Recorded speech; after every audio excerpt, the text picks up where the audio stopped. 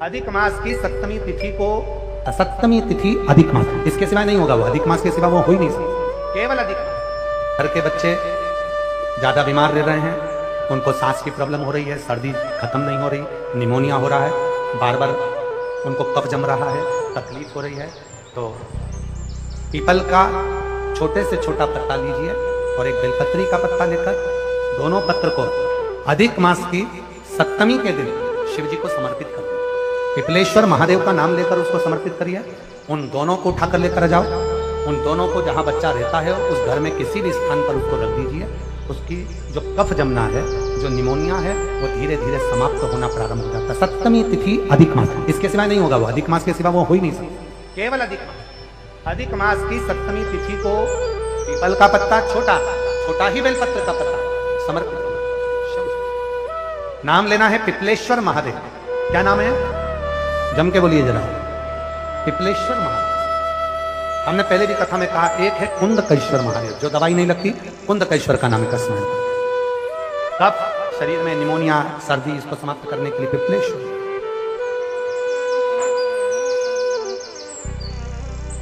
पिपलेश्वर महादेव। शिव पंचायत में गुड़, चावल, लाल फूल और लाल मिर्ची के 11 दाने पानी के कलश में तांबे के लोटे में लेकर हाथ को ऊंचा कर कर नेत्र, नासिका, वक्षस्थल के सम्मुख में जो सूर्य नारायण को अर्घ देता है, जल चढ़ाता है, पर जो सूर्य को अर्घ रविवार के दिन दे देता है, अगले रविवार तक पैसे की आवक आना प्रारंभ हो जाती है। जैसे सूर्य को अर्घ देने के लिए जब नारी अगर पुरुष वर्ग सूर्य को अर्घ दे और उसका काम अटक रहा हो, तो लक्ष्मी लेने के लिए आपको बताया था कि मिर्ची के दाने उसमें डालना है, पर अगर कोई काम अटक रहा उसके लिए कंकु डालकर सूर्य को अर्घ देना चाहिए। बच्चा पढ़ाई के लिए जा रहा हो, परीक्षा में पास होना है, सीए की पढ़ाई बैठ रहा हो या इंजीनियर की पढ़ाई कर रहा हो या कोई सेमेस्टर निकालना हो, नहीं निकल रहा, तो 21 दाने पीले चंदन के करके उसको पानी के कलश में डालकर सूर्य को अर्घ दिलाकर बच्चे को परीक्षा देने भेज दो। जिंदगी में फेल नहीं हो सकता, पास होकर ही आएगा, अच्छे नंबर से। 1 लोटा पानी भरो, 7 पत्ती नीम की डालना। काय की डालना? नीम, कड़वी नीम, मीठी नीम नहीं, कड़वी नीम। 7 पत्ती नीम की डाल लो और 7 उसमें बेलपत्र डालना। जिस व्यक्ति का ब्लड प्रेशर हाई हो, लो हो, उसके कमरे में उसको प्लेट से ढककर रख दिया। सुबह स्नान कर वही व्यक्ति जिसका ब्लड प्रेशर ऊंचा नीचा होता है उसको शिव जी को समर्पित करना। शिव को चढ़ाकर उसी का पानी 7 बार उसी स्थान पर ग्रहण कर लेना। व्यक्ति का ब्लड प्रेशर बराबर हो जाता है। एक दिन नियम से कर रहे हो तो 15 दिन कर लो, उसमें बराबर। फिर कभी जिंदगी में ब्लड प्रेशर की बीमारी चली ही जाती है, कोई दिक्कत नहीं है।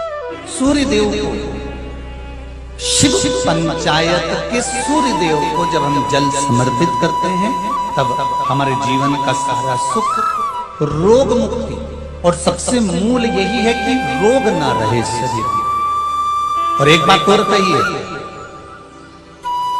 अगर कोई बड़ी बीमारी है, कोई बात आपको शंकर भगवान से कहना है, तो रविवार के दिन जब सूर्य को अर्घ देंगे तो वही कलश रख देंगे अर्घ दिया हुआ, फिर उसको आपको धोना नहीं है। दूसरे दिन सोमवार का दिन पड़ेगा, फिर जल भर लो उसी कलश में, सूर्य नारायण को अर्घ देकर वही कलश से वापिस जल भरकर शंकर जी के मंदिर में ले जाकर जल को चढ़ाना प्रारंभ कर दीजिए। आपको स्वयं बड़ी रोग, बड़ी बीमारी में भी आराम लगना प्रारंभ हो जाएगा। आप कहो, पत्रिका खोलते हैं पंडित जी और कह देते हैं कि काल सर्प दोष है, पत्रिका खोलते हैं और कह देते हैं पितृ दोष है। उनसे मेरा निवेदन है, जिसकी पत्रिका में काल सर्प दोष है, पितृ दोष है, उनसे निवेदन करूंगा, यदि काल सर्प दोष है और आप त्र्यंबकेश्वर जाकर पूजन नहीं करा सकते काल सर्प दोष, तो एक तांबे के कलश में शक्कर भर लो, उस पे चांदी के 2 नाग नागिन रख लो। रविवार के दिन सिर के पास में, जिस घर में सोते हो, पलंग पर सोते हो, उस पलंग के थोड़ी सी दूर पर उस कलश को रख लो। सोमवार को स्नान करो, सुबह जल्दी उठकर दोनों नाग नागिन की पूजन करो, घर में किसी से ज्यादा बात ना करो, स्नान कर कर पूजन कर कर थोड़ा सा कटोरी में कच्चा दूध लेकर उस नाग नागिन पर चढ़ाकर पूजन कर कर सफेद फूल 2 चढ़ाकर उस कलश को ले जाओ और शंकर जी के शिवलिंग पर ऐसे अर्पण कर दो। कलश वापिस ले आओ, नाग नागिन शक्कर सब चढ़ाओ, वापिस घर पर आओ, घर पर आकर फिर एक बार स्नान करो। महाराज कितना भी भारी काल सर्प दोष क्यों ना हो, पितृदोष कैसा भी हो, उसमें आराम कर। अगर पुरुषोत्तम मास में, अधिक मास में हम नंदी के दोनों सींगों के बीच में से शंकर के शिवलिंग का दर्शन कर लेते हैं तो अपने अंतिम सांस तक शरीर के अंदर कोई बड़ी बीमारी कभी नहीं, कोई गंभीर बीमारी कभी नहीं। चेष्टा का अधिक आया। अधिक मास का महीना भगवान शिव के स्मरण का माह, ठाकुर जी के भजन का महीना, भगवान नारायण के लाड लड़ाने का महीना। खूब प्रेम से भजन, जितना भजन कर सकते हो उतना, और काउंट कर कर नहीं कि कितना भजन करा है। कई लोग हाथ में बटन दबाते रहते हो, राम राम राम राम, काउंट नहीं करना, कर लो जितना कर सकते हो। अधिक मास के महीने में जितना पुण्य कमा सकते हो कमा। मेरा भोलेनाथ आपको ना कभी दासी बनाना चाहता है, मेरा भोलेनाथ ना आपको कभी नौकर बनाना चाहता है, मेरा भोलेनाथ ना कभी आपको सेविका बनाना चाहता है। मेरा भोलेनाथ तो आपका हाथ पकड़कर इस संसार सागर से, भव सागर से उन्नति की ओर आगे बढ़ाना चाहता है। वो आपको डूबने नहीं देगा, वो आपको नष्ट नहीं होने देगा, वो आपको तकलीफ में नहीं आने देगा, वो आपको कष्ट की ओर नहीं जाने देगा। वो शिव तत्व है, वो शंकर, वो बताना मेरा देवादित्य महादेव, वो शिव तत्व है। सुयशा मैं तुम्हें दासी नहीं बना सकता, सुयशा मैं तुम्हें सेविका नहीं बना सकता। तो सुयशा ने कहा फिर कोई सेवा मुझे दे दीजिए। शिव जी ने कहा सुयशा तुम नंदी से विवाह कर लो, और नंदी से विवाह कर कर तुम नंदी की धर्म पत्नी बन जाओगी, और नंदी की अगर धर्म पत्नी तुम बन गई तो जिस जगह पर नंदी मेरे मंदिर के बाहर बैठा रहेगा,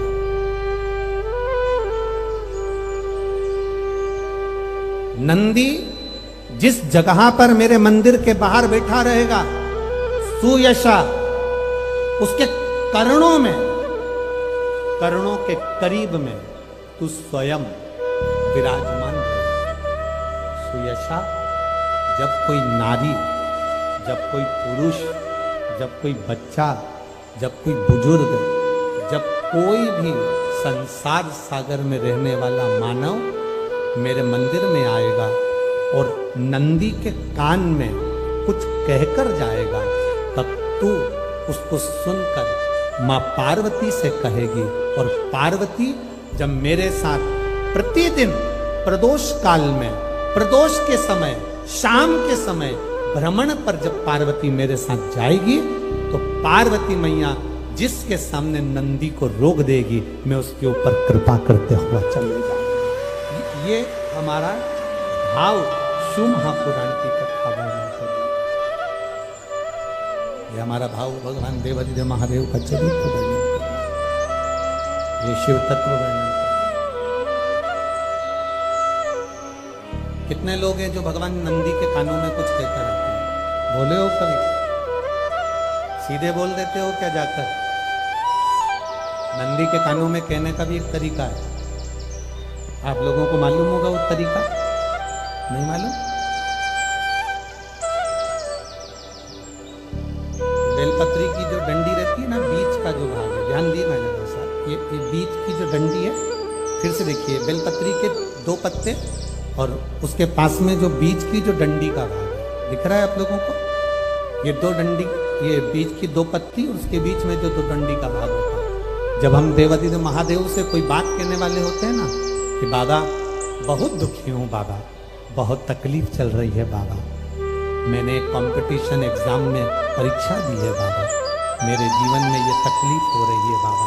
तब इस बेलपत्री की जो ये डंडी होती है, इस उंगली से, इस अंगुष्ठ से इस डंडी को पकड़ा जाता है और बाबा के कर्ण में कहने से पहले ये हाथ को नंदी के ऊपर रखकर फिर हम बाबा के नंदी के कानों में कहते हैं और चलते समय इस बेलपत्र को अशोक सुंदरी की जगह पर चढ़ाकर वापिस सजाते हैं।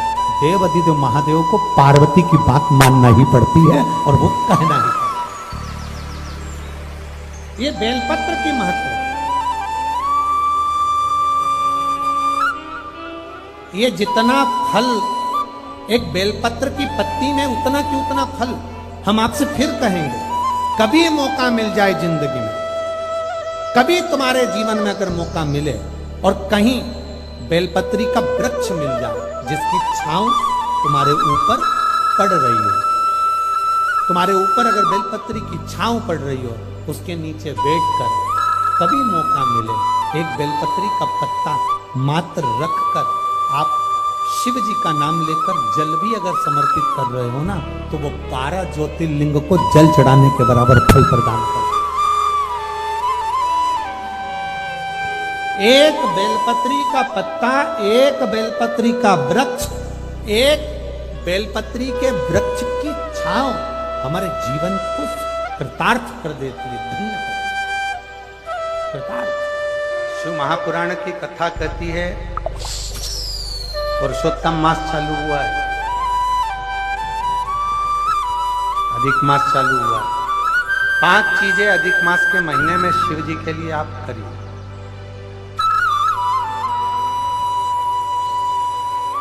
3 वर्ष में एक बार अधिक मास आता है, पुरुषोत्तम मास आता है। हम पूरी कथा पुरुषोत्तम मास की भी आपको कथा के बीच में कहेंगे। इसलिए पुरुषोत्तम मास में जो कथा चल रही है 3 जगह पर, एक करनाल में हो जाएगी, इसके बाद में फिर दुधाना गांव में महाराष्ट्र में हो जाएगी, फिर एक ऑनलाइन हो जाएगी। ऐसी 3 कथा हमने अधिक मास पार्ट 1, अधिक मास पार्ट 2, अधिक मास पार्ट 3, इस नाम से हम इस कथा को दिए। पूरे पुरुषोत्तम मास में, अधिक मास में आपको 3 कथाएं हम श्रवण कराएं, बाबा की कृपा हुई तो। और उन तीनों कथाओं का क्रम, शिव को कैसे रिझाया है। 5 चीजें धारण करो। आज 17 मई से अधिक मास प्रारंभ हुआ है, जो 15 जून तक चले। इस 15 जून तक के अधिक मास में 5 चीजें अपने अंदर धारण करना है। पहले नंबर का, शिव जी को 1 लोटा जल सुबह से लेकर शाम तक के बीच में कभी भी चढ़ाना चाहिए। दूसरा, शंकर जी के मंदिर में या बेलपत्री के नीचे या तुलसी के क्यारे के पास में एक दीपक अवश्य लगाएं। चाहे सुबह लगाएं, चाहे शाम को लगाएं, तुम्हारी मर्जी पड़े तब। दीपदान जरूर करो, जल जरूर चढ़ाओ। तीसरा, एक बेलपत्री को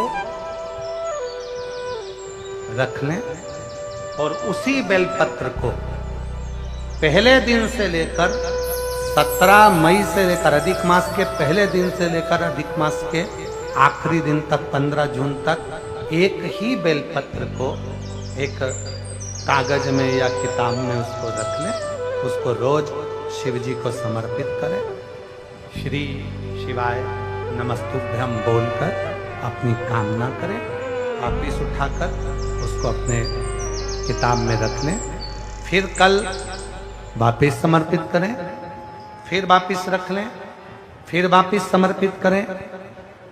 1 महीना अधिक मास का, पुरुषोत्तम मास का, यदि एक ही बेलपत्र को सर्वत्र चढ़ाया जाए, उसी बेलपत्र को बारंबार समर्पित करा जाए और उस बेलपत्र को अधिक मास पूर्ण होने के बाद फिर उसको जो आप मालपुआ दान करते हैं, उस मालपुए के साथ अगर दान कर दें तो जिंदगी में कभी किसी के दरवाजे पर हाथ नहीं फैलाना पड़ेगा। भगवान इतनी बरकत आपको प्रदान करें।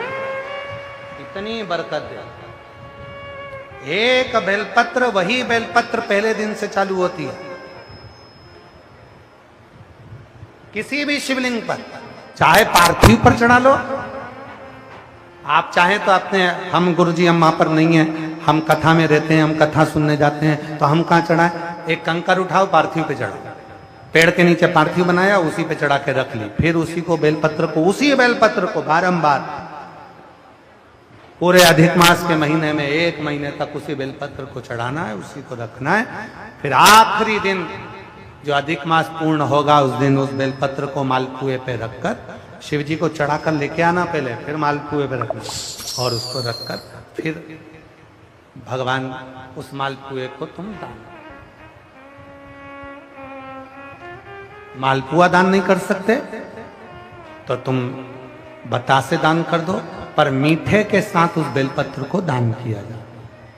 बतासा है, मिठाई है, कोई 33 कोई भी सामग्री 33 जो मीठी हो वो रखकर आप दे सकते। कभी किसी के दरवाजे पर कितनी भी मुसीबत आ जाए, कितना भी दुख आ जाए, कितनी भी तकलीफ आ जाए, कितना भी कष्ट आ जाए, कितना भी कष्ट आ जाए, आपको किसी के आगे हाथ नहीं फैलाना पड़ेंगे। लक्ष्मी की व्यवस्था स्वयं मेरा कुबेरेश्वर महादेव, मेरा महाकाल राजा, मेरा विश्वनाथ स्वयं एक बेल वही चलना। 5 चीजें करना है आपको। पहले नंबर पर जम के बोलो जल, दूसरे नंबर पर दीप, तीसरे नंबर पर बेलपत्र, चौथे नंबर पर भगवान शंकर के मंदिर में नंदी के दोनों सींगों के बीच में से शिव के शिवलिंग का दर्शन।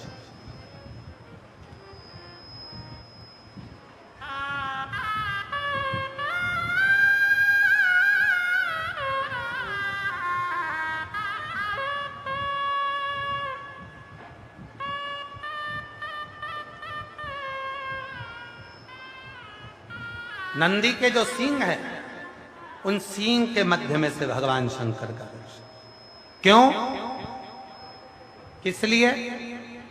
अगर पुरुषोत्तम मास में, अधिक मास में हम